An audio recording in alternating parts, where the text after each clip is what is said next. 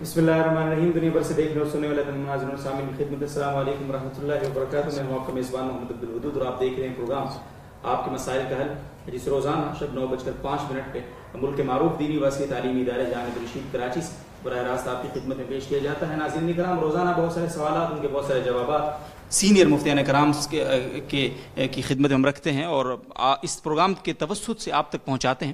آج بھی آپ کے بہت سارے سوالات ہمارے پاس موجود ہیں انشاءاللہ، اور ان کے مستند جوابات آپ کی خدمت میں پہنچانے کی کوشش کریں گے. آپ اس پروگرام کا حصہ بننا چاہتے ہیں، کوئی بھی سوال ہمارے ساتھ شیئر کرنا چاہتے ہیں اور کسی بھی شرعی رہنمائی کی آپ کو ضرورت آپ محسوس کرتے ہیں، تو بہت آسان سا طریقہ ہے ہمارے اس پروگرام میں شرکت کرنے کا. فیس بک پر آپ جائیں گے اور فیس بک کے سرچ انجن میں JTR میڈیا ہاؤس لکھ کر اس پیج کو سرچ کریں گے اور اسی پیج پر ہماری لائیو ٹرانسمیشن جاری ہے، اس کا حصہ بنیں گے. کامنٹ بار میں ہمارا سوال تحریر کریں گے اور جواب کا انتظار فرمائیں گے. سوال تحریر کرتے وقت دو باتوں کا خیال رکھنا بہت ہی ضروری ہے. ایک تو یہ کہ اپنے سوال کے ساتھ اپنا اور اپنے علاقے کا نام لکھنا ہرگز مت بھولیں. دوسرا یہ کہ فرقہ وارانہ اور سیاسی نوعیت کے سوالات سے ناظرین گریز لازم ہے، کیونکہ ہمارے اس پلیٹ فارم سے ایسے کسی بھی سوال کا کوئی بھی جواب نہیں دیا جاتا ہے، ادروائز آپ کا وقت بھی ضائع ہوگا اور مفتیان کرام کی قیمتی وقت بھی ضائع ہوگا. اور میں آج کے جو ہمارے معزز مہمان ہیں اور ان کا تعارف کیا کراؤں، ون اینڈ اونلی مفتی احمد عفنان صاحب موجود ہیں ہمارے ساتھ آج اکیلے. اس پروگرام کی حد تک وحدہ لا شریک ہیں آج ہمارے ساتھ وہ، اور بہت سارے سوالات ان کے سامنے آج رکھیں گے ہم انشاءاللہ العزیز. اور ہماری یہ اسٹریٹجی ہے آج کے اس پروگرام کے حوالے سے خاص طور پر کہ ہم آج کے اس پروگرام میں کوئکلی آپ کے جوابات لائک T20 سیشن آپ تک پہنچائیں انشاءاللہ. اور آپ کے جو لائیو سوالات ہمارے سامنے آج آئیں گے انشاءاللہ ہم ان کو بھی شامل کرنے کی کوشش کریں گے، اور آپ کے بہت سارے شکوے شکایات کو دور کرنے کی کوشش ہمیشہ ہی ہوتی ہے، آج بھی انشاءاللہ کوشش کریں گے. پہلا سوال بغیر کسی تاخیر کے عبداللہ صاحب پوچھتے ہیں جیٹک سے مفتی صاحب، اور پوچھتے ہیں جی چھوٹے بچوں کو دیے جانے والے پیسے انہی کی ملکیت ہوتے ہیں، والدین استعمال نہیں کر سکتے. عمومی طور مسئلہ یہاں سے کئی دفعہ بتایا گیا، مگر بعض لوگ اس بارے میں یہ کہتے ہیں، حدیث ہے آپ صلی اللہ علیہ وسلم نے فرمایا ایک شخص کو کہ تو اور تیرا مال تیرے والد کا ہے، تو یہ بظاہر کچھ تضاد سا ہے، اس کی وضاحت سے. بسم اللہ الرحمن الرحیم، نحمده ونصلی علی رسول الکریم، رب اشرح لی صدری ویسر لی امری واحلل عقدۃ من لسانی یفقهوا قولی، اللهم لا سهل الا ما جعلته سهلا وجعل الحزن اذا شئت سهلا. اما بعد، یہ بات اصل میں ایک حدیث کو نہ سمجھنے کی وجہ سے اشکال پیدا ہوا ہے. حدیث میں بات آئی ہے، روایت ہے مستد احمد کی، انت ومالک لابیک، اس کے پیچھے ایک بڑا رلانے والا قصہ بھی ہے، بہرحال اس کا وقت نہیں ہے، کہ آپ نے فرمایا تھا کہ اب ایک نوجوان کو کہ تم اور تمہارا سارا مال تمہارے والد کا ہے. اس کا معنی ظاہر نظر میں یہ سمجھ میں آتا ہے کہ ایک انسان کے پاس جو مال ہے اس کا والد جب چاہے وہ سارا مال لے لے. حقیقت یہ ہے کہ محدثین کا، فقہاء کا اس پر تقریباً اتفاق ہے کہ اس حدیث کا یہ معنی نہیں ہے، کیونکہ اس کی وجہ سے قرآن حدیث کے دوسرے دلائل بہت زیادہ یہ بات بتاتے ہیں کہ ہر آدمی کی اپنی پراپرٹی ایکسکلوسیو ہے، دوسرا اس کو شیئر نہیں کر سکتا. اور اس میں ایک دلیل یہ بھی ہے کہ اگر سارا مال ہوتا تو وراثت میں سارا مال باپ کو مل جاتا، حالانکہ سارا مال باپ کو نہیں ملتا بلکہ دوسرے لوگوں کو ملتا ہے. تو اس کا مطلب کیا ہے؟ اس کے مطلب دو ہو سکتے ہیں اس حدیث کا. ایک مطلب تو یہ ہے کہ اگر باپ نفقے کا محتاج ہے، یعنی کھانا پینے، اس کے پاس پہننے کے کپڑے ہی نہیں ہیں، کھانا پینا ہی نہیں ہے، تو وہ اپنے اولاد کے مال سے اتنا لے سکتا ہے جس سے اس کی بھوک یا یہ انتہائی ضرورت مٹ جائے. ایک بات. دوسری بات، اگر باپ کے پاس کمانے کو کچھ نہیں ہے تو اولاد کے ذمہ ضروری ہے کہ وہ اپنے جیسے بیوی بچوں کا نفقہ برداشت کرتا ہے، اپنے والدین کا نفقہ اور خاص طور پہ باپ کا نفقہ بھی اس اولاد کے ذمہ ہے. تو یہ معنی ہے اس حدیث کا جو محدثین نے لکھا ہے. ایک بات، بعض محدثین نے جیسے حافظ ابن حجر نے التلخیص الحبیر میں یہ بھی لکھا ہے کہ یہ روایت ضعیف ہے، یعنی اس روایت کو ترغیب کے لیے تو استعمال کیا جا سکتا ہے، یعنی شدید ضعیف نہیں ہے، معمولی ضعیف ہے، لیکن اس سے کوئی مسئلہ ثابت نہیں ہو سکتا. ٹھیک ہے جی، بہت شکریہ مفتی صاحب. اور میں نے مفتی صاحب کا تعارف نہیں کروا سکا، بھول گیا ہوں، معذرت چاہتا ہوں مفتی صاحب سے. مفتی صاحب سینئر مفتی ہیں دارالفتہ جامعۃ الرشید کراچی کے، سینئر فیکلٹی ممبر ہیں، اور ساتھ ہی ساتھ کلیت الشریعہ جو جامعۃ الرشید کا ایک بہت ہی اہم ڈپارٹمنٹ ہے اور اپنی نوعیت کا ایک منفرد شعبہ ہے جامعۃ الرشید کا، اور اس کے آپ ڈائریکٹر اور مسئول بھی ہیں. یہ مختصر سا تعارف ہے، اور بھی بہت سارے تعارف ہیں، معروف مذہبی اسکالر ہیں، ظاہر ہے وہ تو جتنے آپ لگا سکیں لگا سکتے ہیں، بہت ہی ملٹی ٹیلنٹ شخصیت ہے. بہرحال جی اگلا سوال ہے ندیم قریشی صاحب کے انڈیا سے. حدیث میں عجوہ کھجور کے بارے میں مصعب کیا فضیلت وارد ہوئی ہے؟ جی متفق علیہ حدیث ہے بخاری مسلم کی کہ آپ نے فرمایا من تسبع بسبع تمرات، جس نے صبح کے وقت یعنی خالی پیٹ 7 دانے اجوا کے کھائے تو اس پر کوئی جادو اثر نہیں کرے گا، کوئی زہر اثر نہیں کرے گا۔ زہر سے ہم مراد ماڈرن میڈیکل سائنس میں یہ لے سکتے ہیں کہ کوئی بھی ریئیکشن، کوئی بھی اس پر جو بائیوٹکس ہیں، جراثیم اس کو اثر نہیں کریں گے اللہ کے فضل سے۔ تو یہ ہے، اس میں یہ بات ہے کہ 7 دانے کھانے ہیں، نہارمو کھانے ہیں، اور ترجیحاً اجوت المدینہ کے کھانے ہیں، کیونکہ مدینہ اجوا میں بھی نکل لی، اب قسیم وغیرہ میں نکل لی۔ اس سے ہٹ کر میں ایک بات یہ عرض کروں کہ ایک تو اجوا کے فضائل ہے، ایک روایت میں یہ بھی آیا کہ جنت کا پھل ہے، اور یہ جو کھائے گا تو اس کو کوئی یعنی زہر اثر نہیں کرے گا، زہریلی چیز اثر نہیں کرے گی۔ اس کے علاوہ کھجور کے بارے میں ہمیں خیال کرنا چاہیے کہ اپنے گھروں میں کھجور کو عام کرنا چاہیے۔ بعض چیزیں ایسی ہیں جو مسلم ثقافت کا حصہ ہے، ہر ثقافت کا کھانا پینا اٹھنا بیٹھنا ممتاز ہوتا ہے۔ برگر ایک خاص ثقافت ہے، پیزا ایک خاص ثقافت ہے، گوشت کو بھون کر کھانا یہ ایک خاص ثقافت ہے۔ اسی طرح مسلمان ثقافت میں شہد، کھجور جیسی چیزیں بھی ہیں۔ رسول اللہ صلی اللہ علیہ وسلم نے فرمایا تھا کہ جس گھر میں کھجور نہیں ہے وہ فقیر ہے، مسکرت ہے۔ تو ہمیں یہ کوشش کرنی چاہیے کہ اپنے گھر میں کھجور کو رواج دیں، بچوں کو کھلائیں، خود کھائیں، اور جو مضر ٹافیاں اور یہ چاکلیٹس وغیرہ ہیں جن کے مضر اثرات میڈیکل سائنس ریسرچ مانی ہوئی، ان کو چھوڑیں۔ اور آج کھجور کی جو اب فوائد نکلنے ہیں، اجوا کے فوائد نکلنے ہیں، یہ ریسرچ سے ثابت ہو چکے ہیں، پی ایچ ڈی ریسرچ ہوئی ہیں ان پر، کہ بلڈ پریشر کو، قبض کو کنٹرول کرتے ہیں، خون کی بیماریوں کو کنٹرول کرتے ہیں، یعنی انسان کو بڑی ہائی پوٹینسی کی اس سے طاقت ملتی ہے۔ پوٹیشیم اس میں 18% ہے، وٹامن B16 اس میں بہت زیادہ ہے۔ تو یہ ساری چیزیں تو ہمیں ان کھجور اور اس طرح کی جو سنہ فوڈز ہیں، سنہ اس کو ہمیں عادت دینی چاہیے۔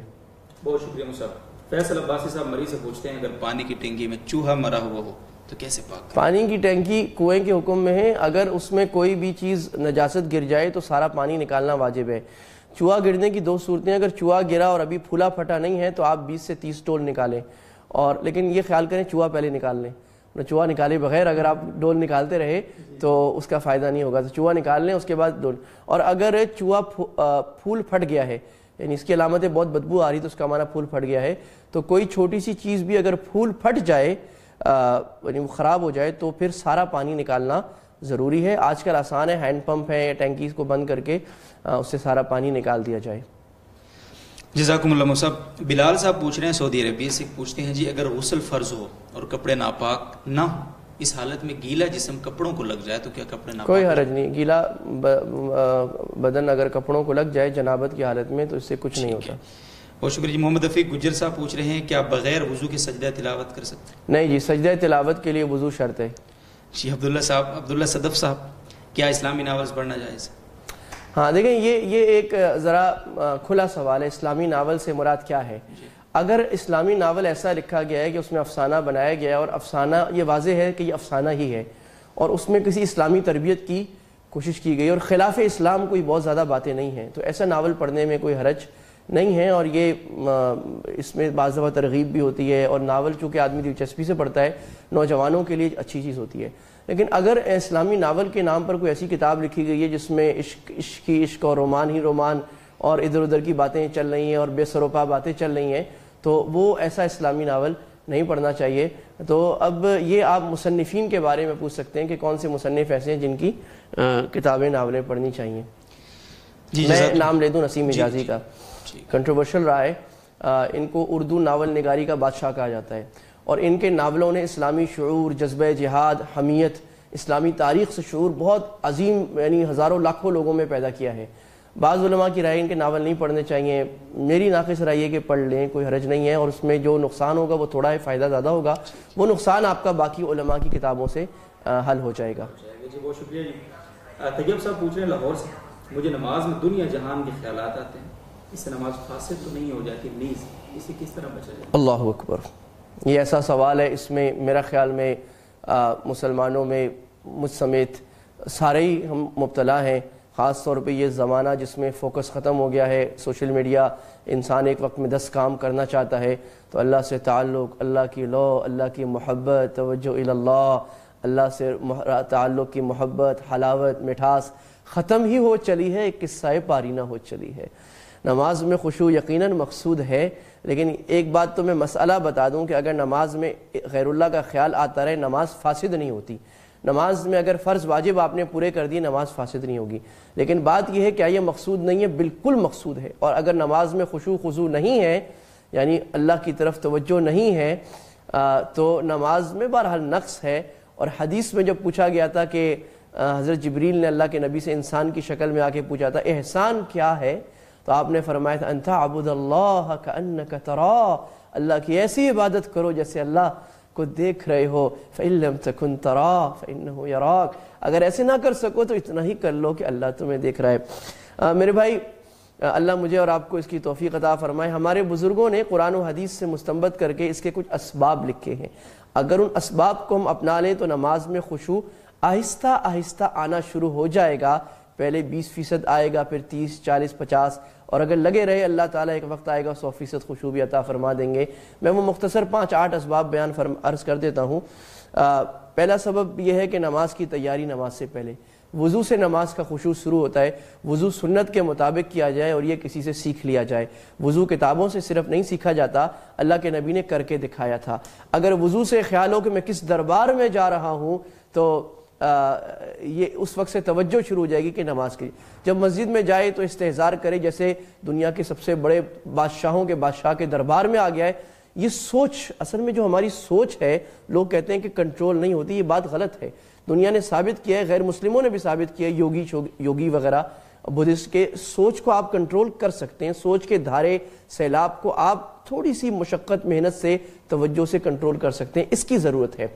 پھر جب نماز شروع ہو تو اللہ اکبر جب کہا تو یہ سمجھے کہ غیر اللہ کو اٹھا کر پیچھے پھینک دیا، اور جب سورہ فاتحہ پڑھی تو سورہ فاتحہ کا ترجمہ تو یاد ہو جائے۔ کیسی ستم ظریفی ہوگی کہ ہم 40 سال نماز پڑھتے رہے، سورہ فاتحہ کا ترجمہ ہی نہ یاد ہو۔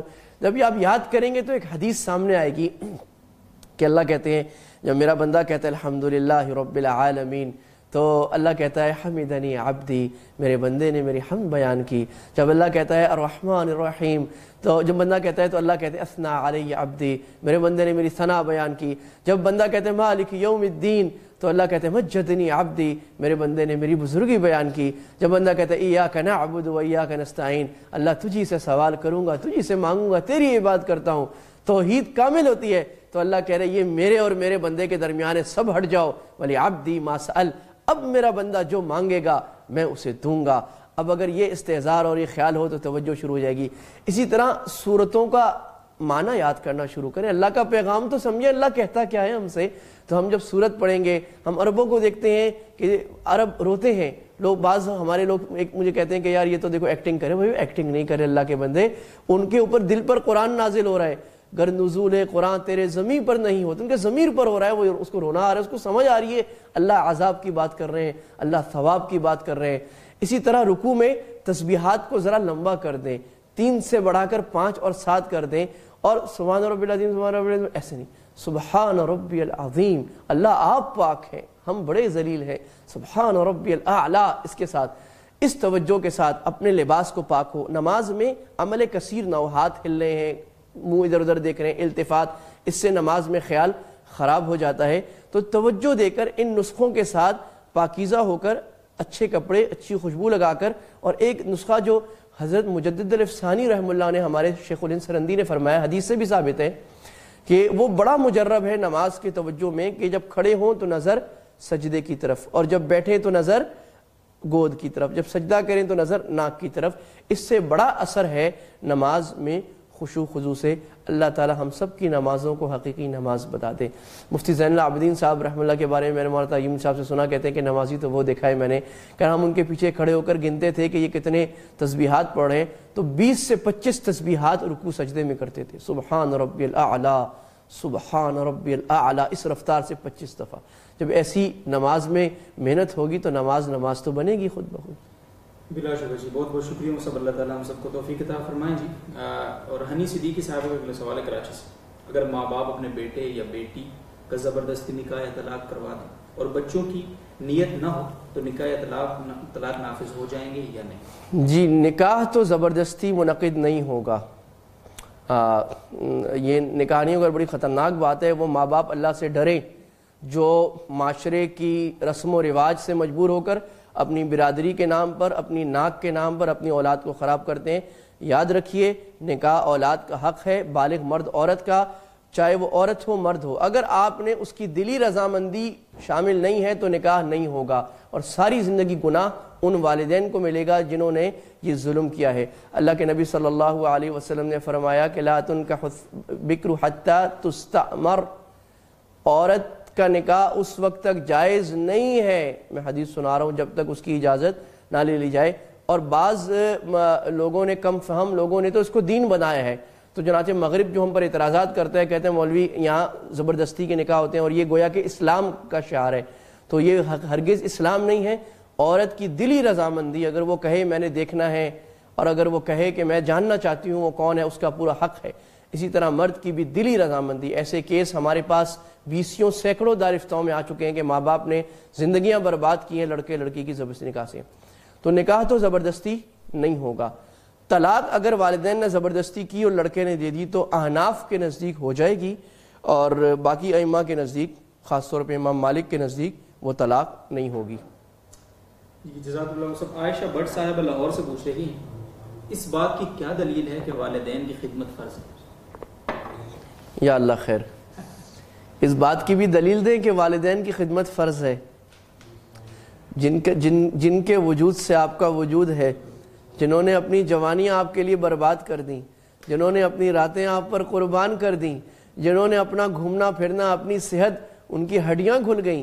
ماں جب بچہ پیدا کرتی ہے اس کی ہڈی گھلتی ہے اور گھلتی ہے، پھر اس کی ہڈیاں 4-5 بچوں بعد گھل جاتی ہے پوری۔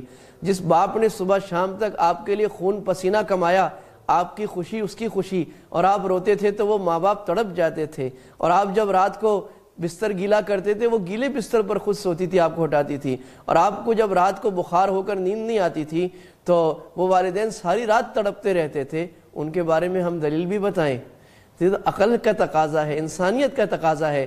یہ اور بات ہے کہ مغرب کے میں خانوں کا دستور نرالا ہے، لاتے ہیں سرور اول دیتے ہیں شراب آخر۔ مغرب نے جو اپنے فلسفے پیش کیے ہیں، ویسٹرن سویلائزیشن، اور جو فلسفی پیش کی ہے، اس نے اس فطرت کو مسخ کر کے رکھ دیا ہے، جس پر انسانیت، مسلمان اور غیر مسلم ازل سے متفق تھے کہ یہ فطرت ہے انسان کی، والدین کا ادب، بڑوں کا ادب، احترام، اور انہوں نے اس کو مسخ کر کے رکھ دیا۔ بہرحال قرآن مجید میں یہ عرض کرتا چلوں کہ اللہ نے اپنے حق کے بعد ہمیشہ جو حق بیان کیا ہے وہ والدین کا۔ لقمان علیہ السلام، لقمان رحم اللہ کہیں یا علیہ السلام کہیں، اختلاف ہے، وہ جب وصیت کر رہے ہیں، اللہ ان کی وصیت کو قرآن میں نقل کر رہے ہیں کہ پہلی وہ وصیت کر رہے ہیں کہ اللہ کی عبادت کرو، شرک نہ کرو۔ دوسری وصیت یہ کر رہے ہیں وصینا الانسان بوالدیہ احسانا حسنا، کہ ہم نے والدین کے ساتھ حسن سلوک کی وصیت کی ہے، وہ بوڑھے ہو جائیں ان کو اف تک نہ کہو، ان کی بات برداشت کرو۔ جو اللہ کے نبی صلی اللہ علیہ وسلم نے کبیرہ گناہوں کی جو فہرست بیان فرمائی ہے اس میں بھی یہی ترتیب ہے۔ پہلا گناہ اللہ سے متعلق ہے، یعنی شرک، الکبائر الاشراک باللہ۔ دوسرا گناہ وہ عقوق الوالدین، والدین کی نافرمانی۔ یہ وہ زمانہ ہے اللہ کے نبی صلی اللہ علیہ وسلم نے کہا تھا والدین کی نافرمانی عام ہو جائے گی، ادنا صدیقہ و اقصا اباہ۔ ابو داؤد کی حدیث، ایک زمانہ آئے گا دوست کے بڑا قریب، میرا دوست، میرے فرینڈ، میری گیدرنگ رات کو روز رات دوستوں کے ساتھ گزر رہی ہے، باپ سے دور، اق امہ و اطاع زوجتہ، بیوی کی بات مانے گا، والدہ کی نافرمانی کرے گا۔ اللہ ہمیں اس سے بچائے، اللہ ہم نے اپنے والدین کا اطاعت گزار بنائے۔ ایک حدیث سنا کے بعد ختم کرتا ہوں، بہت لمبی بات ہے۔ اللہ کے نبی سے پوچھا گیا کہ والدین کی کیا حیثیت ہے، مشکات میں حدیث ہے، تو آپ نے فرمایا ہما جنتک او نارک، تمہاری جنت یا تمہاری آگ۔ ان کو راضی کر لیا، جنت مل گئی، ان کو ناراض کیا، تمہاری ذکر تلاوت بھی شاید تمہیں نہ بچا سکے۔ اللہ ہمیں والدین کا اطاعت گزار بنائے۔ آمین آمین، جزاک اللہ صاحب۔ اور اگلا سوال لیتے ہیں جی، ابو عفان قاسمی صاحب جدہ سے پوچھ رہے ہیں کسی واجب دم بکرا ذبح کیا، اس کا گوشت مکہ مکرمہ سے جدہ لے جانا جائز ہے؟ یہ سارا گوشت مکہ میں ہی تقسیم کرنا؟ دیکھیں جی، دم اس وقت ادا ہو جاتا ہے جب آپ نے اس کو ذبح کر دیا۔ اب گوشت کی شرط آپ خود کھا لیں، کسی کو دے دیں، یہاں دے دیں، باہر دے دیں، اس میں کوئی حرج نہیں، گوشت آپ کہیں بھی تقسیم کر سکتے ہیں۔ جی جی، اختر حمید صاحب ٹورنٹو کینیڈا سے پوچھ رہے ہیں جی کہ بائیں ہاتھ میں گھڑی کا پہننا شرم کیسا؟ پہلے تو ہم اختر حمید صاحب کو ٹورنٹو سے خوش آمدید کہتے ہیں، پاکستان کے دنیا کے دوسرے کونوں سے سوال کر رہے ہیں، اور اللہ تعالیٰ کچھ جزائے خیر دے کہ ان ملکوں میں بیٹھ کر بھی آپ کو دین کی فکر ہے اور ہونی بھی چاہیے۔ جی، بائیں ہاتھ میں گھڑی پہننا جائز ہے، اس کی وجہ یہ ہے کہ اگرچہ اشکال کے موضوع یہ ہوگا میرا خیال ہے کہ جب حدیث میں آیا کہ ہر کام دائیں ہاتھ سے کرنا چاہیے تو گھڑی بائیں ہاتھ میں کیوں پہنی جاتی ہے، تو ہمارے حضرت مفتی رشید صاحب رحمہ اللہ فرماتے تھے کہ بھائی یہ سہولت کے لیے ہے، تاکہ آدمی دائیں ہاتھ سے کام زیادہ کرتا ہے، اگر دائیں ہاتھ میں گھڑی ہوگی تو مشکل ہو جائے گی، لہٰذا ان چیزوں میں کوئی حرج نہیں ہے۔ جی بہت شکریہ مصطفیٰ۔ فہد شاہد صاحب کراچی سے پوچھتے ہیں بھینس گائے بکری جب بچہ دیتی تو اس وقت جو کچا دودھ 2-4 روز تک آتا رہتا ہے جس کو کہیس بھی کہا جاتا ہے، کیا اس کا استعمال شرعن؟ اس دودھ کا استعمال شرعن تو کوئی حرج نہیں ہے، البتہ صحت کے لحاظ سے لوگ منع کرتے ہیں تو اس کو آپ دیکھ لیجئے۔ ٹھیک ہے جی۔ ظفر مروت صاحب پشاور سے اگلا سوال ان کا ہے، اگر دوران نماز صف خالی ہو جائے تو کس طرح پر کریں؟ سلام پھیر کر آگے جائیں یا نماز میں ہی چل کر خالی جگہ؟ جی اگر صف خالی، نماز میں بھی مشاہدہ کیا جی صف خالی ہو جائے تو ہمارے ہاں پاکستان ہندوستان میں عجم میں اس کی بہت ناواقفیت ہے، عرب کر لیتے ہیں۔ کرنا یہ چاہیے کہ یا تو پیچھے والا آدمی آہستہ آہستہ چل کر آگے چلا جائے، 2 صفوں تک آگے 2 صفوں تک پیچھے جانا چاہیے، نماز میں ہی ہو، نماز توڑنے کی ضرورت نہیں ہے، نہ ہی نماز ٹوٹے گی، لوگ یہ سمجھتے ہیں قدم ہلا نماز ٹوٹ گئی۔ دوسری صورت یہ ہے کہ ساتھ والے صفیں مل جائیں، دائیں والا آدمی تھوڑا دائیں ہو جائے، بائیں والا بائیں مل جائے، مل کر اس صف کو پورا کر لیا جائے، صف کو خالی بالکل نہیں چھوڑنا چاہیے۔ ٹھیک ہے جی بہت شکریہ مصعب۔ محمد وسیم صاحب انڈیا سے پوچھ رہے ہیں نماز پڑھتے وقت جو سامنے سترہ کی کوئی چیز رکھتے ہیں اس کا کیا حجم ہونا چاہیے؟ دیکھیں اس کا جو مستحب حجم ہے وہ 1 ذراع ہے، اتنا 1 پالش، اور اس کی موٹائی جو ہونی چاہیے وہ یہ کہنا چاہیے کہ عصا مسواک سے تھوڑی زیادہ موٹائی ہونی چاہیے۔ لیکن اگر ایسی کوئی چیز میسر نہ ہو تو آپ سترے کے لیے اس سے بڑی چیز بھی رکھ سکتے ہیں، اس سے چھوٹی چیز بھی، اپنا بیگ وغیرہ، یہاں تک کہ کوئی چیز نہ ہو، آپ کے پاس چادر یا رومال ہے تو وہ رکھ دینا چاہیے۔ جی جزاکم اللہ مصعب۔ اور عادل صاحب سوئٹزرلینڈ سے پوچھتے ہیں غیر مسلم عیسائیوں کو کھانے کی دعوت دے سکتے ہیں؟ جی عادل صاحب کو سوئٹزرلینڈ سے پھر خوش آمدید۔ جی بالکل دے سکتے ہیں، اللہ کے نبی صلی اللہ علیہ وسلم نے متعدد بار غیر مسلموں کی دعوت کی۔ جب آپ نے پہلی دعوت قریش کو دین کی دعوت دی تو اس سے پہلے کھانے کی دعوت کی، اور یہ سنت بھی ہے کہ غیر مسلموں کو اگر آپ دعوت دیتے ہوئے یہ نیت کریں گے کہ ان کو میں اسلام کی دعوت دوں یا نہ بھی دوں، ان کے ذہن میں مسلمان کا ایک سافٹ امیج آ جائے، مسلمان کے بارے میں نرم رویہ آ جائے، وہ آپ کے قریب ہو جائے، اس کو آپ دین کی بات کر سکیں، مسلمانوں کی نیک نامی ہو جائے، تو اس میں آپ کو ثواب بھی ملے گا انشاءاللہ۔ البتہ یہ خیال کرنا چاہیے کہ کسی مسلمان کی غیر مسلموں کے ساتھ اتنی مخالطت، اتنا اٹھنا بیٹھنا نہ ہو جائے کہ ان کا اثر اس پر آنے لگے۔ جی بہت شکریہ مصعب۔ محمد وسیم صاحب انڈیا سے اگین سوال کر رہے ہیں جی کہ اگر قرآن مجید کے نسخے کے علاوہ کسی چھوٹی کتاب میں قرآن کی کوئی صورت پڑھی جائے تو اس کا ثواب بھی قرآن پڑھنے کے برابر ہوتا ہے یا کم؟ ہاں ظاہر ہے، قرآن آپ دیکھ کر پڑھیں، بغیر دیکھ کر پڑھیں، چھوٹے میں پڑھیں، سپارے میں پڑھیں، قرآن کی تلاوت کا ثواب تو ہوگا۔ ویسے انڈیا سے انہوں نے دوسری بار پوچھا ہے، ان کو خوش آمدید۔ ہاں جی، ان کو دو خوش آمدید، اور یہ میرے خیال میں کافی سوالات ماشاءاللہ کر رہے ہیں، دین کی تڑپ رکھتے ہیں۔ بہت شکریہ مصعب۔ معاذ صاحب سعودی عربیہ سے پوچھتے ہیں اگر کوئی شخص امام سے پہلے سلام پھیر دے کیا ہوگا؟ ہاں امام سے پہلے اگر جان بوجھ کے سلام پھیرا تو نماز ٹوٹ گئی، اور اگر سہون پھیرا تو نماز میں دوبارہ شامل ہو جائے، یعنی نماز تو نہیں ٹوٹے گی لیکن غلط کیا۔ اور جان بوجھ کر اگر کوئی ایسے کرے، کوئی کرتا تو نہیں ہے اللہ کا بندہ، لیکن اس پر وعید بھی ہے حدیث میں۔ ٹھیک ہے جی بہت شکریہ۔ صداقت رحمان صاحب سوئٹزرلینڈ سے پوچھتے ہیں جی میرے ایک شخص سے لین دین تھا، اس کے 900 پاؤنڈز میرے پاس رہ گئے تھے، 2009 سے لے کر اب تک میں نے اسے بہت ڈھونڈا مگر وہ مجھے نہیں ملا، اب میں اس رقم کا کیا کروں؟ چلیں جی، صداقت صاحب کو دوبارہ سوئٹزرلینڈ کی خوبصورت سرزمین سے خوش آمدید۔ اللہ آپ کو وہاں داعی بنائے اسلام کا، تاکہ ہم بھی چلے جائیں دعوت کے لیے اور دین کی باتیں کریں۔ ویسے میں جا چکا ہوں، ابھی ہو کے آیا تھا۔ تو بھائی یہ تو مسلمان کا ایک یہ ہے نا کہ ہم نے بات یہ کی ہے کہ سارے عالم میں دین کی دعوت کو پھیلانا ہے، تو سارے عالم میں ہم نیت کر لیں، اللہ تعالیٰ ہماری بات کو پہنچا دے گا انشاءاللہ۔ اچھا جی، سوال یہ ہے کہ اگر آپ نے کسی کو کچھ دینا ہو، کوئی واجب الادا رقم کسی آدمی کے ذمہ رہ جائے، تو پہلی کوشش تو کریں اس کو ڈھونڈیں۔ جب آپ بالکل ناکام ہو جائیں، نا امید ہو جائیں، آپ کے خیال میں وہ آدمی نہیں مل رہا، تو اس رقم کو بلا نیت ثواب صدقہ کرنا واجب ہے۔ صدقہ ان غریبوں پر کریں جن کو زکوٰۃ لگتی ہے، تو آپ مدرسے کو دے دیں، ہسپتال کو دے دیں، یا کسی غریب کو دے دیں جس پر زکوٰۃ لگتی ہے۔ جزاکم اللہ مصعب۔ شہزاد احمد صاحب مانسیرہ سے پوچھتے ہیں بینک سے قرض لے کر زراعت کی جائے تو اس کی پیداوار کا کیا حکم ہے جی؟ بینک سے قرض لے کر قرض لینا، سودی قرض لینا تو حرام ہے، لیکن اس رقم سے جو زراعت ہوگی وہ پیداوار جائز ہوگی، یہ باریک بات ہے۔ اس کی وجہ بیان کرنے کا وقت نہیں ہے، لمبی بات ہے، بہرحال آپ مسئلہ سمجھ لیجیے. ٹھیک ہے جی، بہت شکریہ. حسن تنویر صاحب کا سوال ہے کراچی سے، کیا حاملہ خاتون کو طلاق ہو جاتی ہے؟ نیز اس کی عدت کیا ہوگی؟ جی، یہ بالکل قرآن مجید میں اللہ تعالیٰ نے فرمایا ہے کہ حاملہ عورت کو اگر طلاق کسی نے دے دی تو طلاق ہو جائے گی، تو اس کی عدت قرآن نے کہا حتیٰ یضعن حملہن، جب اس کا حمل وضع حمل کرے گی، ڈیلیوری ہو جائے گی جب اس کی، تو اس کی عدت ختم ہو جائے گی، چاہے وہ ڈیلیوری دوسرے دن ہو جائے، چاہے وہ 9 مہینے بعد ہو. صحیح جی، بہت عنایت. محمد فہد نواز صاحب کا اگلا سوال ہے ڈیر اسماعیل خان سے. وہ پوچھ رہے ہیں نکاح کے بعد رخصتی سے پہلے اگر خامد کے انتقال ہو جائے یا وہ طلاق دے دے تو عورت پر عدت ہوگی؟ نہیں جی، اگر رخصتی سے پہلے طلاق ہو جائے تو عدت نہیں ہے. البتہ یہ اور بات ہے کہ وہ دوبارہ اگر نکاح کریں گے تو پھر 2 طلاقوں کا اختیار رہ جائے گا. جی جزاکم اللہ. جی محمد ذیشان اظہر صاحب اور پوچھتے ہیں وہ کہ لڑکی کا نکاح ہوا مگر رخصتی سے پہلے طلاق ہو گئی، کیا دوبارہ جس لڑکے نے ابھی طلاق دی ہے اس سے دوبارہ نکاح ہو سکتا ہے؟ ہاں، اگر لڑکے نے طلاق ایسے دی تھی کہ تمہیں طلاق ہے طلاق ہے طلاق ہے، یا یہ طلاق دی تھی کہ تمہارا میرے سے تعلق نہیں ہے اور نیت طلاق کی تھی، تو پھر تو 1 طلاق ہوئی، کیونکہ رخصتی سے پہلے 3 طلاقیں نہیں ہوتی اس طرح، اور اب وہ دوبارہ نکاح کر سکتے ہیں، لیکن نکاح کے بعد اب 3 طلاقوں کا اختیار نہیں رہے گا، لڑکے کے پاس صرف 2 طلاقوں کا.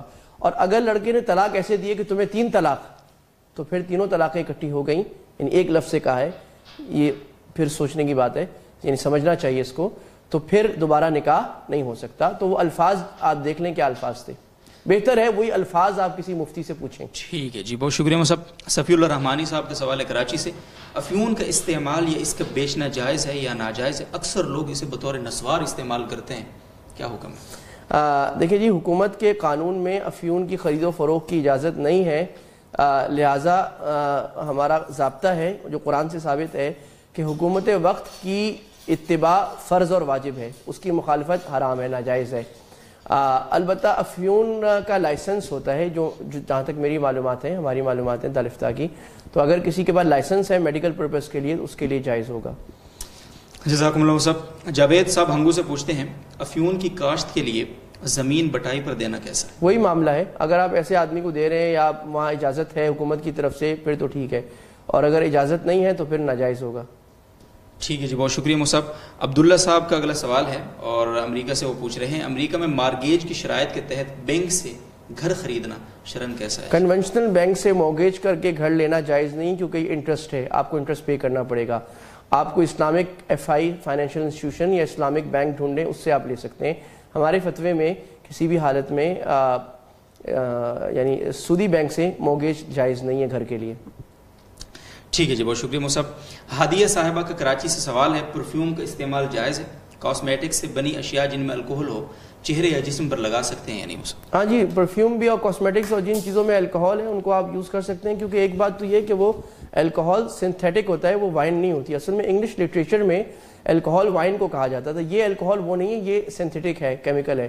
دوسری بات یہ کہ الکوہل جو ہے وہ ڈائلیوٹ ہو جاتا ہے، اور جب کوئی حرام جز اس طرح ڈائلیوٹ ہو جائے کہ وہ اپنی اکثر کیمیکل پراپرٹیز چھوڑ دے تو وہ حرام نہیں رہتا بلکہ حلال ہو جاتا ہے. جزاکم اللہ مصعب. اور سوال اگلا ہم لیں گے جی، احمد صاحب پوچھ رہے ہیں پشاور سے نائٹ ڈیوٹی کرنا کیسا ہے، خصوصاً جب کہ چھٹی کا وقت ایسا ہو کہ فجر کی نماز مسلسل قضا ہو رہی؟ دیکھیں جی، ڈیوٹی نائٹ ہو دن ہو صبح شام کوئی بھی ہو، آسمان پر ہو زمین پر ہو، اس میں کوئی حرج نہیں ہے. فجر کی نماز جو چھوٹ رہی ہے وہ نائٹ ڈیوٹی کا قصور نہیں ہے، وہ آپ کا قصور ہے. تو آپ نائٹ ڈیوٹی اس وجہ سے ناجائز نہیں ہو جائے گی، بلکہ آپ فجر کی نماز کا کوئی علاج فرمائیں. ٹھیک ہے جی. صاحب اعجاز احمد صاحب وادی لولاب مقبوضہ کشمیر سے، وہ بیچارے سوال کرتے ہیں، پتہ نہیں کیا مسئلہ ان کا سوال یہاں رہ جاتا ہے. آج وہ انہوں نے کہا ہے کہ بھائی عبدالودود صاحب کیا آپ کے پروگرام میں بھی کشمیر متنازع ہے؟ اچھا، کہ ہمارے سوالات آپ ردی کی ٹوکری میں پھینک دیتے ہیں. ان کو تھوڑا سا آپ بتا دیں کہ کشمیر بنے گا پاکستان، ہمارا نیریٹو بھی انشاءاللہ. آپ تھوڑا سا ان کو یہ بتا دیں کہ خیر انشاءاللہ آپ کا سوال آپ سوال بھی پوچھ لیں. سوال ان کا نہیں آ رہا ابھی میرے سامنے، بس آپ تھوڑا سا اظہار یکجہتی کر. اچھا چلے جی، کشمیر تو ہماری رگ ہے، ہماری جان ہے، اور کشمیر والوں سے آپ یقین جانیے ہمیں ایک بڑا خاص والہانہ محبت کا تعلق ہے، اور انشاءاللہ اللہ وہ دن ضرور لائے گا جب کشمیر واپس اسلامی مملکت کے تحت سانسیں لے گا انشاءاللہ. انشاءاللہ رضی، یہ ہمارا جینون نیریٹو ہے جی. بہت شکریہ مصعب. اور اگلا سوال ہے جی ثاقب اجمل صاحب پوچھ رہے ہیں اٹک سے، پوچھتے ہیں جو سائے کے لیے درخت لگاتے ہیں ان پر عشر ہوگا یا نہیں ہوگا، نیز زمین کے کنارے پر جو درخت لگاتے ہیں ان پر بھی عشر ہوگا یا نہیں، دونوں کی وضاحت۔ احناف کے نزدیک درخت پر عشر ویسے بھی نہیں ہے، پیداوار پر ہے، کھیتیوں پر، تو لہٰذا نہیں ہوگا۔ ٹھیک ہے، اور اگلا سوال ایک نامعلوم سائل کا ہے جی، اور وہ کہتے ہیں بعض کمپنیاں رقم پہلے وصول کرتی ہیں اور پروڈکٹ کچھ عرصے کے بعد دیتی ہیں، ٹھیک ہے، اپنے کسٹمر کو، کیا یہ شرعاً درست؟ یعنی دیتے ہیں سرور اول، لاتے ہیں شراب آخر۔ جی جی، اس میں کوئی حرج نہیں بھائی، ایڈوانس پیمنٹ آپ کا حق ہے، آپ کانٹریکٹ سے پیمنٹ پہلے کریں، ڈیفر کریں، اس میں کوئی حرج کی بات نہیں ہے۔ بہت شکریہ جی۔ بنت صلاح الدین صاحبہ کراچی سے پوچھتی ہیں کسی خاتون کو اپنی فیلڈ میں آگے تعلیم حاصل کرنی ہو یا جاب کرنی ہو اور اپنے شہر میں غیر مخلوط ماحول نہ ہو تو کیا وہ دوسرے شہر میں جہاں غیر مخلوط ماحول ہو بغیر محرم کے خواتین کے ہاسٹل میں رہائش اختیار کر سکتی ہے یا نہیں ہو سکتی؟ جی، یہ سوال اصل میں خواتین کی ملازمت سے متعلق ہے، اس پر ہمارے دارالفتاء سے بڑا مفصل فتویٰ شائع ہوا ہے۔ دارالفتاء جامعۃ رشید سے اگر وہ فتویٰ آپ لینا چاہیں آپ میں سے کوئی، تو آپ ask@almuftionline.com پہ ای میل کر کے وہ فتویٰ حاصل کر سکتے ہیں، بڑی محنت سے وہ فتویٰ بنا ہے۔ خلاصہ یہ ہے آپ کے سوال کا کہ دیکھیں خاتون بغیر محرم کے سفر شرعی نہیں کر سکتی 75 کلومیٹر کا۔ اگر کوئی محرم آپ کو چھوڑ دے وہاں پر جہاں پر ہاسٹل ہے، گرلز ہاسٹل، اور وہاں پر آپ اپنی میڈیکل کی تعلیم کنٹینیو کریں، اس میں کوئی حرج نہیں ہے۔ اسی طرح اگر کسی جگہ میڈیکل کی تعلیم خواتین کے لیے حاصل کرنے کے لیے کوئی ایسا کالج یونیورسٹی نہیں ہے جہاں پر غیر مخلوط نظام ہو، یعنی ہر جگہ مخلوط اور ایجوکیشن ہی ہے، کو ایجوکیشن ہے، تو اس میں بھی گنجائش ہے کہ ایسے علوم جس میں ہمیں خواتین کی ضرورت ہے، یعنی وہ سائنسز، اس میں ان خاتون کے لیے پردے کی حدود میں تعلیم حاصل کرنا جائز ہے، کیونکہ میرے علم میں پاکستان میں بھی اچھی میڈیکل یونیورسٹیز کوئی ایسی کم ہی ہیں جس میں جو خواتین کے لیے الگ ہو، جائز ہوگا، لیکن وہ اپنے پردے کی حدود کا خیال کریں، مردوں سے اختلاط زیادہ نہ کرے، حیا شرم کو رکھے، کیونکہ ہمیں بہرحال خواتین ڈاکٹرز زیادہ دیندار چاہیے۔ بہت شکریہ صاحب۔ محمد نوشاد اعظمی صاحب یو پی ہندوستان سے پوچھتے ہیں کیا مصنف ابن ابی شیبہ اور مصنف عبد الرزاق یہ حدیث کی کتابیں ہیں اور ان میں صحیح حدیثیں بھی موجود ہیں یا نہیں؟ جی بھائی، یو پی سے بھی خوش آمدید۔ یو پی تو ہمارا دل ہے، وہاں ہمارے اکابر کی ادارے سارے ہیں۔ اچھا جی، مصنف ابن ابی شیبہ اور عبد الرزاق، مصنف عبد الرزاق کی بالکل حدیث کی کتابیں ہیں، اور ان میں صحیح حدیث بھی ہیں، ضعیف بھی ہیں، موضوع بھی ہیں۔ تو اور یہ اور بات ہے کہ حدیث کے درجات جو کتب کے ہیں اس میں یہ تیسرے چوتھے درجے کی کتب میں آتی ہیں، لیکن اس کا یہ مطلب نہیں کہ ان میں صحیح اور حسن احادیث نہیں ہیں، ان میں ہیں۔ یہ محدثین بتاتے ہیں، اہل حدیث بتائیں گے، حدیث کے علماء بتائیں گے آپ کو کہ کون سی روایت مصنف کی لینے کی ہے، کون سی لینے کی نہیں ہے۔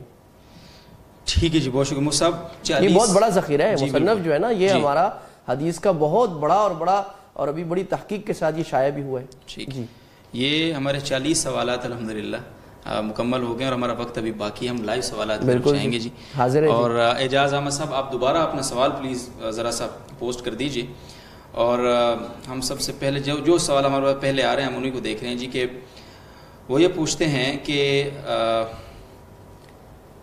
عقیقہ کس ایج تک ہو سکتا ہے؟ مصعب رشید کھرل صاحب کے سوال ہے ملتان سے، عقیقہ کس عمر تک کیا جا سکتا ہے؟ عقیقہ اگر آپ نے سنت کے مطابق 7ویں دن نہیں کیا تو آپ کبھی بھی کر دیں، سنت کا ثواب امید ہے مل جائے گا انشاءاللہ۔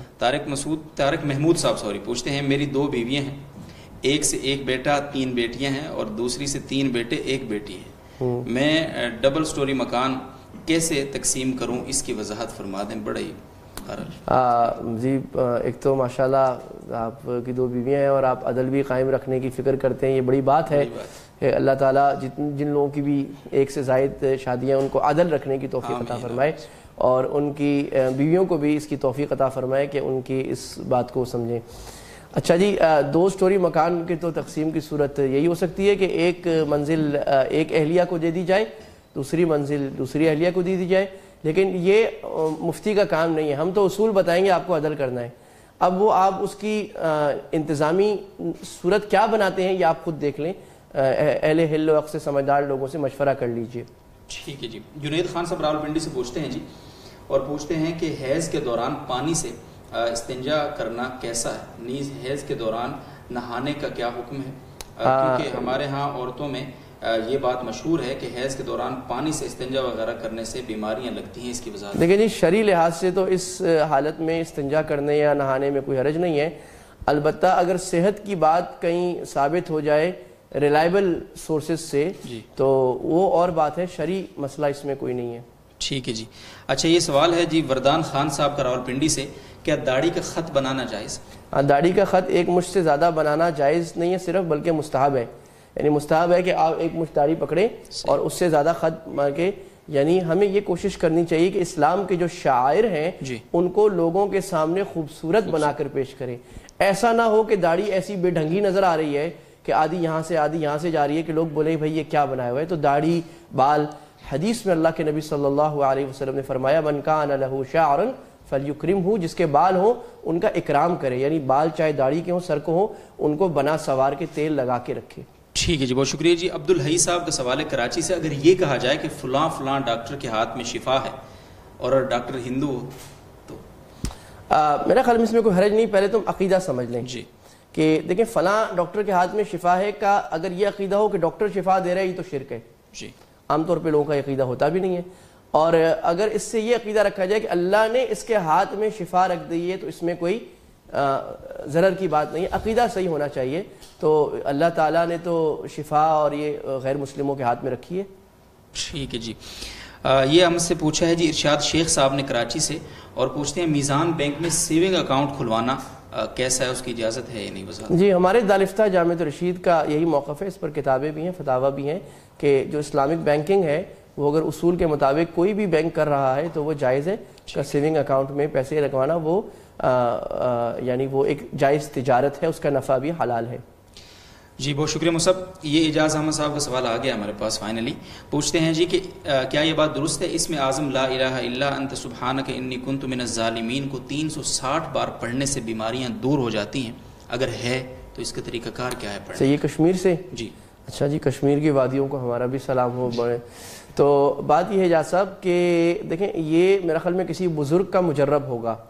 اب قرآن و حدیث کے اذکار سے جو فضیلتیں ثابت ہیں وہ دو قسم کی ہیں، ایک تو قرآن یا حدیث میں آ گیا کہ اس ذکر کی یہ فضیلت ہے، وہ تو حتمی ہو گئی۔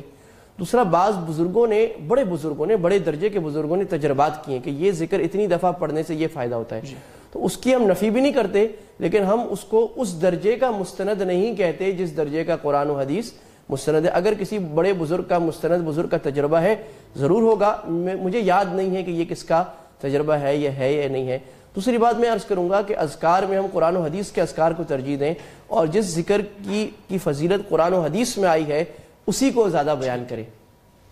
شکریہ مصعب۔ ہری پگڑی پہننا سنت ہے؟ محمد عمر صاحب کا سوال۔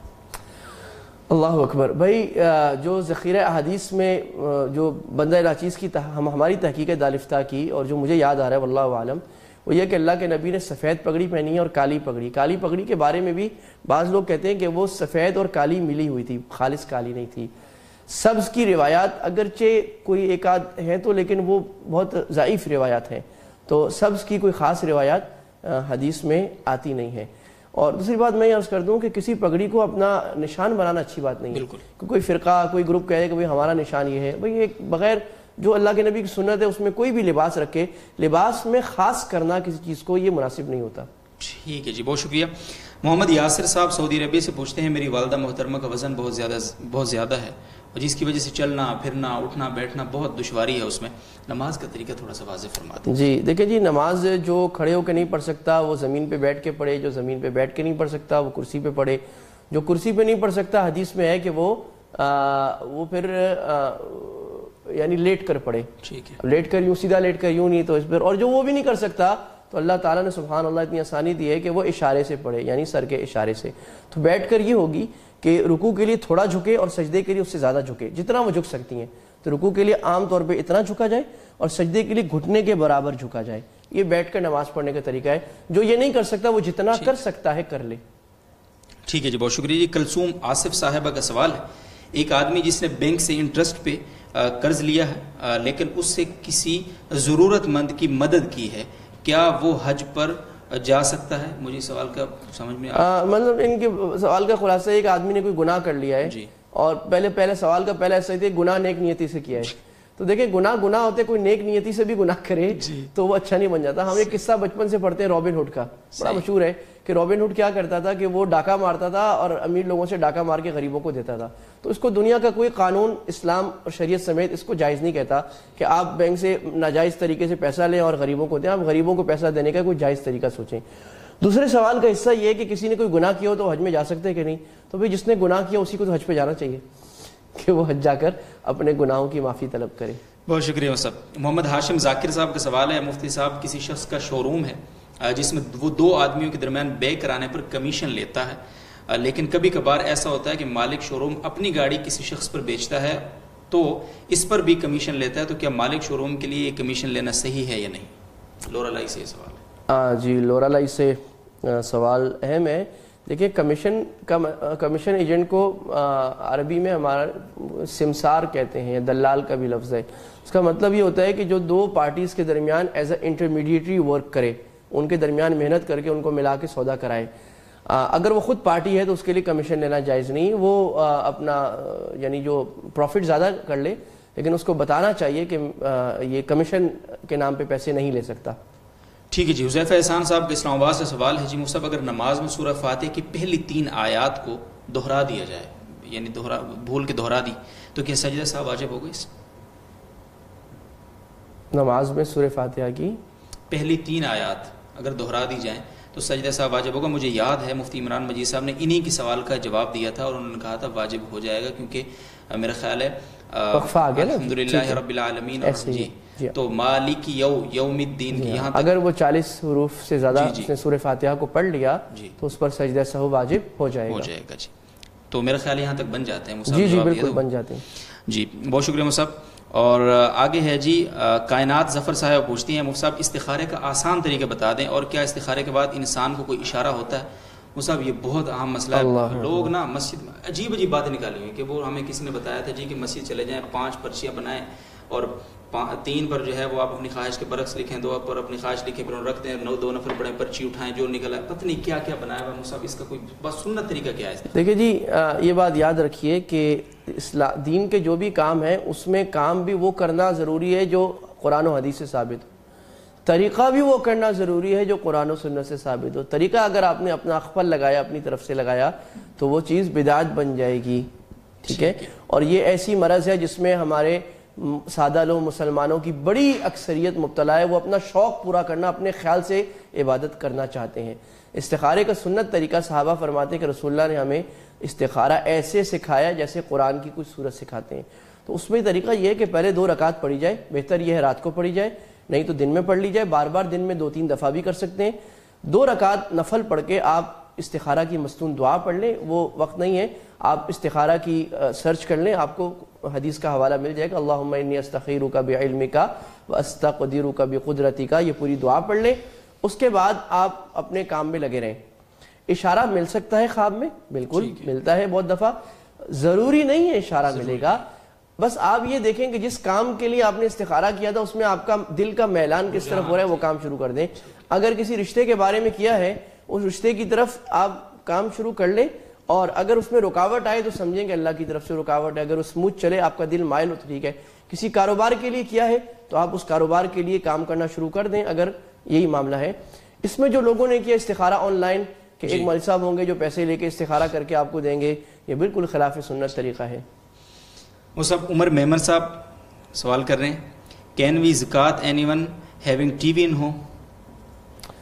جس کے گھر میں ٹی وی ہے اس کو زکوٰۃ دے سکتے ہیں کہ نہیں دے سکتے؟ اس کا مدار اس بات پر ہے کہ جب کوئی آدمی مستحق زکوٰۃ اس وقت بنتا ہے جب اس کے ضرورت سے زائد چیزیں، یعنی اس کا سونا چاندی کیش مالی تجارت اور ضرورت سے زائد چیزیں جو اس کے آدمی کی پراپرٹی میں ہیں، وہ ملا کر زکوٰۃ کے نصاب اسٹینڈرڈ کو نہ پہنچیں.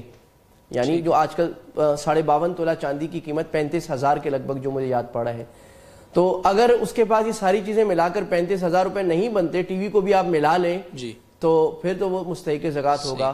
لیکن اگر وہ اس آدمی کا کل ایسٹ فرض کریں 30,000 روپے ہے، اس کا ٹی وی 10,000 روپے کا ہے، تو وہ مستحق زکوٰۃ نہیں ہوگا. یہ بات تو مسئلے کی ہو گئی. کوشش کریں کہ جب آپ کی زکوٰۃ لمیٹڈ ہے اور ضروریات لوگوں کی بہت زیادہ ہے تو آپ زکوٰۃ نیک لوگوں پہ دیں. خاص طور پہ میں عرض کروں گا مدارس کے طلباء کو، مدارس میں جہاں صبح شام اللہ کا ذکر تلاوت ہوتی ہے، تو آپ ان لوگوں کو دیں، آپ نیک لوگوں کو۔ اللہ کے نبی نے فرمایا تھا لا یأکل طعامک الا تقی، کوشش کرو تمہارا کھانا نیک لوگ ہی کھایا کرے۔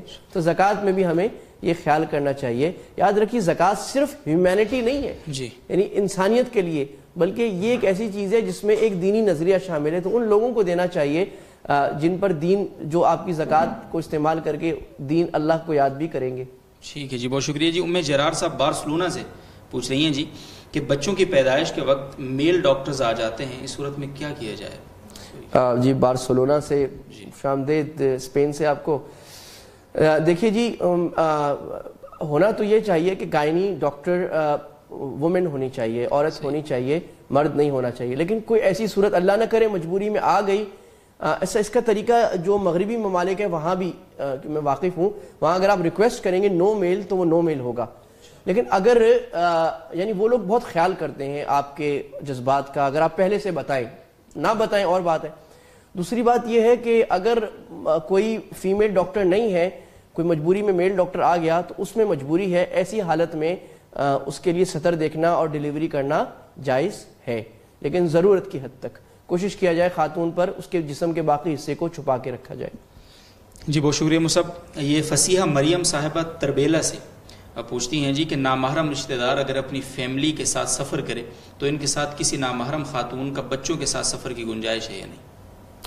نہیں جی، نامحرم خاتون کا اپنے محرم کے بغیر سفر شرعی کرنا عام حالات میں اس کی گنجائش بالکل نہیں ہے۔ بچے اگر نابالغ ہیں تو ان سے بھی کچھ نہیں ہوگا، ہاں کوئی ایک بچہ لڑکا اگر بالغ ہو گیا ہے تو وہ بالغ لڑکا ہی ان کا محرم بن جائے گا۔ ٹھیک ہے جی، بہت شکریہ مصعب۔ محمد عبداللہ صاحب کا سوال ہے ملتان سے، دیہات میں شرائط جمعہ۔ یہ لمبا سوال ہے، آپ اپنے کسی دارالفتہ سے، اصل میں اس کا جواب اب ہمارے یہاں سے دیا جاتا ہے۔ ایک تو اصولی بات ہے کہ جو بالکل ریموٹ دیہات ہے، یعنی جس میں نہ بازار لگتا ہے، نہ دور و یا دکانیں ہیں، آبادی بھی تھوڑی سی ہے، اس میں احناف کے نزدیک جمعہ نہیں ہوتا، احناف کے نزدیک۔ لیکن اب کون سا دیہات ایسا بنے گا جو بڑی بستی ہو؟ بڑے دیہات میں ہوتا ہے، چھوٹے میں نہیں ہوتا۔ کون سا بڑا ہے کون سا چھوٹا ہے؟ تو علاقے کے معتبر علماء کو دکھا کر یا فیصلہ کریں۔ صحیح ہے جی۔ علامہ اکرام ولی صاحب پوچھتے ہیں تصوف کا رائج طریقہ کب سے شروع ہوا ہے؟ وضاحت۔ تصوف کا رائج طریقہ اللہ کے نبی سے شروع ہوا ہے۔ یہ بات مختصر جواب ہو گیا۔ ٹھیک ہے، آیت پڑھ دوں؟ لقد من اللہ علی المؤمنین اذ بعث فیہم رسولا من انفسہم یتلو علیہم آیاتہ ویزکیہم ویعلمہم الکتاب والحکمہ۔ اللہ کہہ رہے ہیں بڑا احسان ہوا تم پر اللہ کا کہ اللہ نے محمد کو بھیجا۔ وہ کیا کرتے ہیں؟ قرآن کی تلاوت کرتے ہیں، قرآن و حدیث سکھاتے ہیں اور دل کو صاف کرتے ہیں۔ تو بات یہ ہے کہ اگر قرآن و حدیث کو سکھانا ہی کافی ہوتا تو یہ چوتھی بات کیا فرما دی؟ دل کو صاف کرتے ہیں۔ تو یہ دل کو صاف کرنا ہی تصوف ہے۔ اب آپ اس کو تزکیہ کہیں، آپ اس کو سلوک کہیں، آپ اس کو تصوف کہیں، آپ اس کو احسان کہیں جو حدیث میں آیا ہے۔ ہاں تصوف کے نام پہ لوگ دو نمبریاں بہت کرتے ہیں، پہلے سے کرتے آئے ہیں۔ تو تصوف کے نام پر کوئی کلٹ بنانا اور کوئی ما فوق الفطرت کام کرانا، بدعات کرانا، یہ ناجائز ہوگا۔ صحیح صاف تصوف جو قرآن و حدیث سے ثابت ہے، یعنی دل کی پاکیزگی، یہ سنت سے ثابت ہے اور یہ ضروری ہے اور فرض ہے ہر آدمی پر اپنے دل کی اصلاح کرانا۔ بہت شکریہ مصعب۔ جاوید صاحب ہنگو سے آپ کے سوال کا جواب ہو چکا ہے آج کی شروع کے حصے میں، جو افیون کے بارے میں آپ کا سوال تھا، ملاحظہ فرما سکتے ہیں۔ شاہد حیدر صاحب کراچی سے، کیا فارمیسی والے کے لیے جائز ہے کہ کسٹمر کو بغیر بتائے دوسری کمپنی کی میڈیسن دے دے؟ اس کا فارمولا سیم ہوتا ہے اکثر اوقات ڈاکٹر کی پرسکرپشن کے مطابق، کیا یہ جائز ہے یا نہیں؟ نہیں جی، آپ کو بتانا چاہیے۔ ٹھیک ہے، اگر وہ فارمولا لے کے آیا ہے، آپ کے پاس وہ نہیں ہے، تو آپ بتا دیں جی سیم فارمولے کی دوسری کمپنی نے بنائی ہے، آپ کسٹمر کو پوری طرح بتائیں۔ ٹھیک ہے جی۔ اور آج کا آخری سوال ہم لیتے ہیں، اور یہ کائنات ظفر صاحبہ نے ہی پوچھا ہے جی کہ مفتی صاحب عورتوں کا تبلیغ میں جانا کیسا ہے؟ آخری سوال، اس کا جواب عنایت فرما دیں مجھے۔ جی، عورتوں کا تبلیغ میں جانا بالکل جائز ہے، اور جو تبلیغ میں شرائط ہیں وہ بہت سخت ہے۔ جو عام شرعی شرائط ہیں ان سے بھی زیادہ سخت احتیاطی شرائط لگی ہوئی ہیں۔ لہٰذا ہماری صحابیات کی اگر آپ تاریخ دیکھیں گی، امت میں عالمات کی تاریخ دیکھیں گی، تو وہ اپنے محرموں کے ساتھ جہاد کے سفر میں جایا کرتی تھیں۔ اس میں کوئی یعنی اشکال کی بات نہیں ہے۔ اور میں ایک بات آخر میں عرض کروں، اس وقت دیکھیے عالم کفر اپنے پورے لشکر کو لے کر اسلام کے خلاف کرنے اور اپنی مغربی گندی تہذیب کو دنیا پر، بے حیائی کی تہذیب کو دنیا پر نافذ کرنے آ گیا ہے. ان کے مرد بھی لگے، ان کی عورتیں بھی لگی ہیں. اس مارکے میں مقابلے کے لیے اگر صرف ہمارے مرد لگیں گے تو شکست ہوگی. اس میں مردوں کو مردوں سے شانہ بشانہ ان کے سامنے آنا ہے اور عورتوں کو عورتوں کے سامنے آنا ہے. ہماری خواتین کو اپنے کردار، اپنے اعمال، اپنی گفتار سے بتانا ہے کہ ایک آئیڈیل مسلمان خاتون یہ ہوتی ہے جو آزاد ہوتی ہے، اپنی خواہش سے پردہ کرتی ہے اور وہ دنیا کے وہ سارے کام کر سکتی ہے جو ایک عورت، مسلمان عورت کو کرنا چاہیے، اور اس کو اسلام کی تبلیغ کے لیے اور اسلام کی تعلیم کے لیے آج کی مسلمان عورت کو، ہماری بہن کو خاص طور پر اپنا کردار ادا کرنا انتہائی ضروری ہے. بہت شکریہ جی صاحب. ایک سوال اور دے دیں، یہ بہت ناراض ہو رہے ہیں. چندہ جی صاحب، موبائل میں قرآن پاک کیسا ہے پڑھنا، اس کا یہ اس کی وضاحت. جی، موبائل میں قرآن پاک پڑھنا بالکل جائز ہے، اور بلکہ اچھی بات بھی ہے کہ ہر وقت اگر آپ کی جیب میں قرآن نہیں ہے تو جب آپ کو 2 منٹ 5 منٹ ملے آپ کو تلاوت شروع کر دینی چاہیے. البتہ موبائل میں جو قرآن ہے اس کا حکم وہ قرآن کا نہیں ہے جو جلد میں ہوتا ہے، یعنی اس کو ہاتھ لگانا یا اس کا احترام اس درجے کا وہ حکم اس کے ساتھ نہیں ہے. بہت شکریہ جی. اپنا مبشر احمد صاحب، دس از ناٹ فیئر. آپ بار بار کہہ رہے ہیں، ہمیں بھی تسلیم ہے. کل آپ کے سوال کا جواب انشاءاللہ ضرور شامل کریں گے. آپ آج معذرت قبول کیجئے، اور آج کے پروگرام کا وقت اختتام پذیر ہوا چاہتا ہے. کل شب 9:05 دوبارہ آپ سے ملاقات ہوگی. اجازت دیجیے. اللہ حافظ.